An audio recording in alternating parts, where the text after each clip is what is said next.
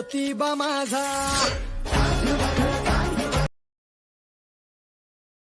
अशी ख्याती ज्याची जगामध्ये आहे ते मूळ ज्योतिबा म्हणजे कोण? तर त्यांना केदारनाथ, रवळनाथ, सौदागर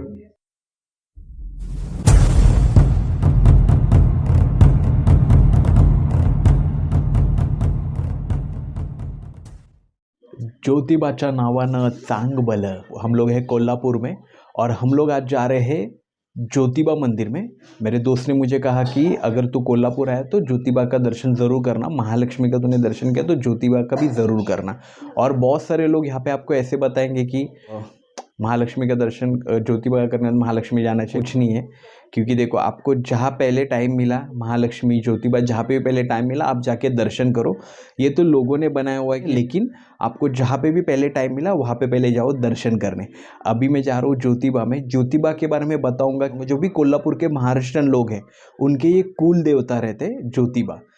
जैसे हम सबके कुल देवता होते हैं, आपके भी होंगे, मेरे भी, सबके जैसे कुल देवता होते हैं, वैसे कोल्हापुर के जो महाराष्ट्रन लोग हैं उनके ये कुल देवता है ज्योतिबा. तो चलो जाते हैं ज्योतिबा मंदिर में और उस मंदिर से रिलेटेड जो भी इन्फॉर्मेशन हमें मिलती है मैं इस वीडियो के माध्यम से आप तक पहुंचाता हूँ.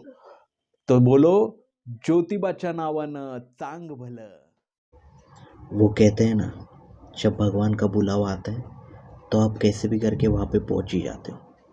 रास्ते में हज़ारों मुसीबतें क्यों ना है, लेकिन आपका मन सच्चा हो और पवित्र मन से आप भगवान का दर्शन करना चाहते हो तो भगवान उनके पास आपको बुला ही लेते हैं. इस सफ़र में हमारे साथ भी कुछ ऐसे ही हुआ. घेऊन हाती सासण काठी भक्त येती दुरून.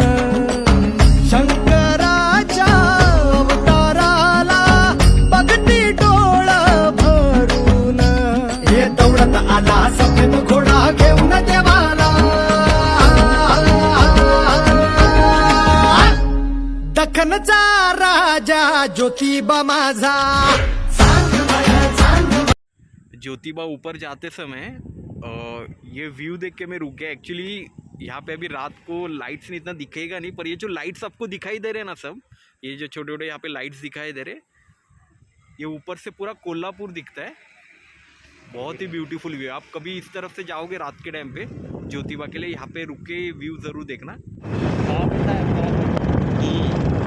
बोले पूरा फॉग है, ये आप जो देख रहे हो ना धुआं, और इतना ठंडा क्लाइमेट है ऊपर. अगर आप भी बारिश के मौसम में ज्योतिबा विज़िट करने का सोच रहे हो तो मैं आपको बताना चाहता हूँ, ज्योतिबा टेम्पल ये पहाड़ों के ऊपर है. और अगर आप अपनी 4 व्हीलर 2 व्हीलर कुछ भी लेकर जा रहे हो तो कोल्हापुर का कोई जानकार इंसान है उन्हीं के साथ जाइए जिन्हें यहाँ के रास्ते पता हो, क्योंकि आगे इतना फॉग होता है कि आपको आगे का कुछ भी दिखाई नहीं देगा. मैं खुद पीछे बैठा था, मुझे कुछ नहीं दिखाई दे रहा था, लेकिन मेरा जो दोस्त था राहुल, वो प्रॉपर कोल्हापुर का है, जिसे यहाँ के रास्ते पता थे, तो मुझे प्रॉपरली लेकर गया. ये देखिए वाइट वाइट आप सामने जो देख रहे हो ये पूरा फॉग है. तो आपके लिए सजेशन है, आप भी अगर ज्योतिबा आ रहे हो बारिश के मौसम में तो किसी जानकार इंसान के साथ ही आना, क्योंकि आपकी सेफ्टी भी इम्पोर्टेंट है.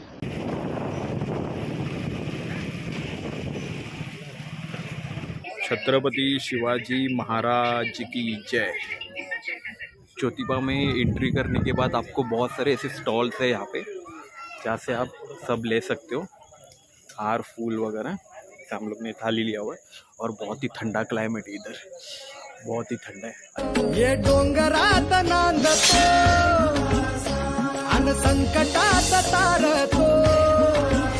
हो देवांचा हा देव असा डमरुनाद डमडमला भिडे आभाळा. ज्योतिबाची ऐसी ख्याती नवसाला तो पावतो. कोल्हापुर महाराष्ट्र राज्य का एक शहर है. पृथ्वी पर कोल्हासुर नामक दानव ने हाहाकार मचाया हुआ था. उससे लोगों की रक्षा करने महालक्ष्मी ने ज्योतिबा को कहा. ज्योतिबा ने कोल्हासुर से लड़ाई कर उसे महालक्ष्मी के सामने घुटनों पर ला दिया. उस क्षण कोल्हासुर ने महालक्ष्मी के सामने एक इच्छा प्रकट की. वो इच्छा ये थी कि इस शहर का नाम उसके नाम से रखा जाए। इसी कारण इस शहर का नाम है कोल्हापुर।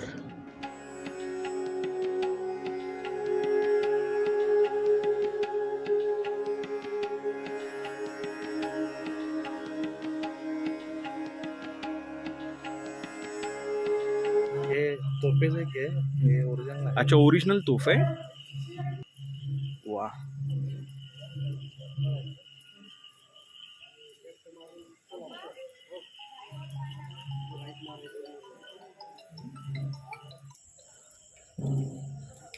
प्रदक्षिणा करके यहाँ से फिर अंदर जाना है.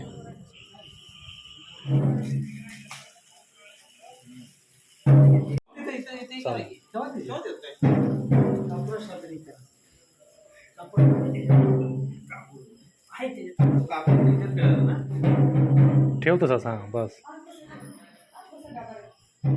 आता जयवंत वसंत शिंगे आम्हाला ज्योतिबाबद्दल अनुभव मिळून देतील. तर ज्योतिबा पहिले तर ज्योतिबाच्या नावानं चांगबल. श्री क्षेत्र ज्योतिबा, दख्खनचा राजा श्री ज्योतिबा अशी ख्याती ज्याची जगामध्ये आहे, ते मूळ ज्योतिबा म्हणजे कोण? तर त्यांना केदारनाथ, रवळनाथ, सौदागर अशा अनेक नावानं यांना काय केलं जातं, ओळखलं जातं. यांचं मूळ स्थान आहे ते हिमालयामध्ये केदारनाथ या ठिकाणी. आता उत्तरेहून दक्षिणेकडे येण्याचं कारण कोणतं? तर करवी क्षेत्रीची आई महालक्ष्मी, जिला आपण अंबाबाई या नावानं संबोधतो, या करवी क्षेत्रामध्ये करवीर, कोल्हासूर, याचबरोबर रत्नासूर, रक्तभोज, रक्तबीज आणि देवी लाख्य अशा 6 राक्षसांनी फार मोठा उन्माद या ठिकाणी माजवलेला होता आणि या ठिकाणच्या जनतेला त्राही करून सोडलेलं होतं. आणि या उन्मादामधून या भूमीला वाचवण्यासाठी आई अंबाबाई इंद्राकडे गेली. इंद्राने त्यांना विष्णूकडे नेलं आणि विष्णूने त्यावेळेला सांगितलं की असा एक अलौकिक अवतार या भूमीवर निर्माण होणार आहे आणि तो या दैत्यांचा निपात करणार आहे.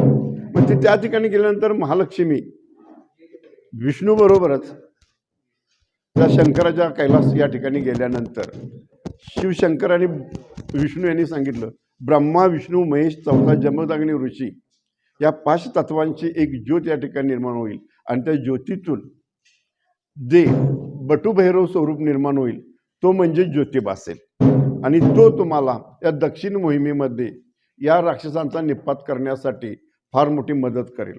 आणि याकरिता केदारनाथ, वाराणसी म्हणजे आजची काशी, त्यानंतर नर्मदा, त्यानंतर त्या ठिकाणी चंबळखोरं असं 12 ज्योतिर्लिंगांच्या ठिकाणच्या ह्या स्थापना करत करत ही या केदारनाथ म्हणजे या ठिकाणी ज्योतिबापर्यंत येऊन पोचली. आणि पोचल्यानंतर या ठिकाणच्या सर्व राक्षसांचा निपात केला. मात्र या ठिकाणाहून परत जात असताना आई महालक्ष्मीनं यांना या ठिकाणीच तुम्ही थांबा, नाहीतर तुमच्या विना ही दक्षिण भूमी काय होईल, पूर्णपणे काय होईल, निराधार होईल आणि तुमचं या ठिकाणी काय असावं, नेहमीच लक्ष असावं. आणि याकरिता केदारनाथ दक्षिणी तमगुणयुक्त असणारी दिशा आहे, या दिशेवर आधिपत्य गाजवणारा असा हा केदारनाथ हा अनेक लोकांचा, बहुजनांचं कुलदैवत म्हणून ओळखलं जातं. आणि याला वार्षिक किमान 70 ते 80 लाख लोक या क्षेत्राला काय देतात, भेट देतात. आणि बहुजनांचं कुलदैवत म्हणून या देवताला ओळखलं जातं. खूप खूप धन्यवाद. ज्योतिबाच्या नावानं चांगलं.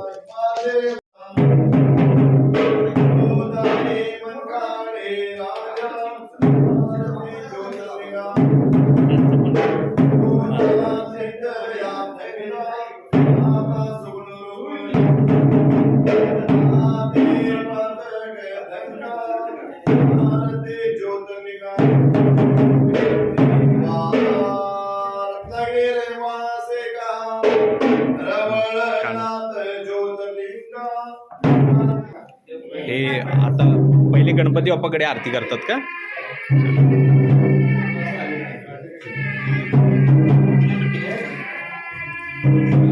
ये दिखा रहे.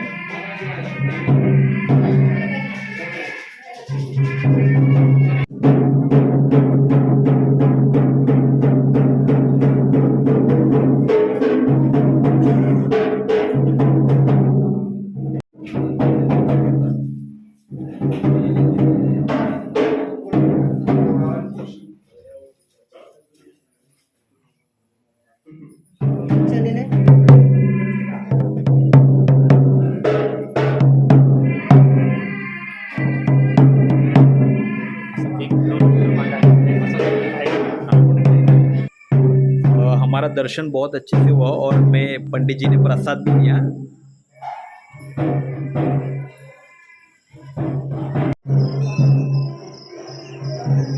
ज्योतिबाच्या नावानं सांग भलं।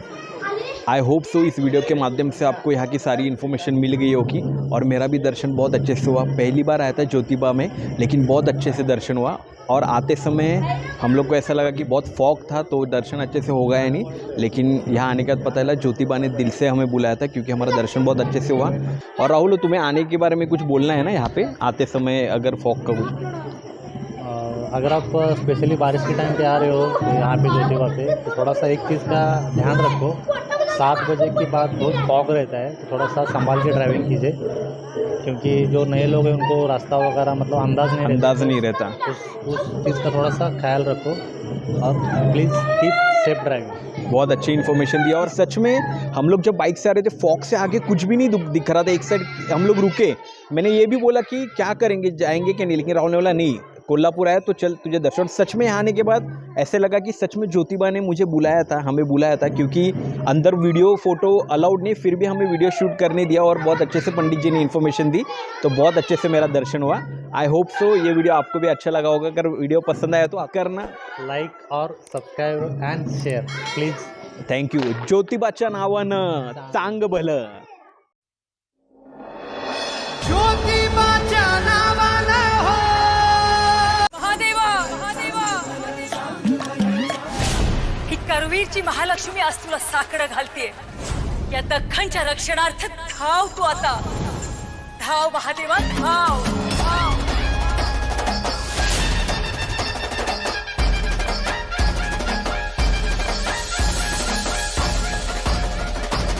ये दौडत आला सफेद घोडा घेऊन देवाला,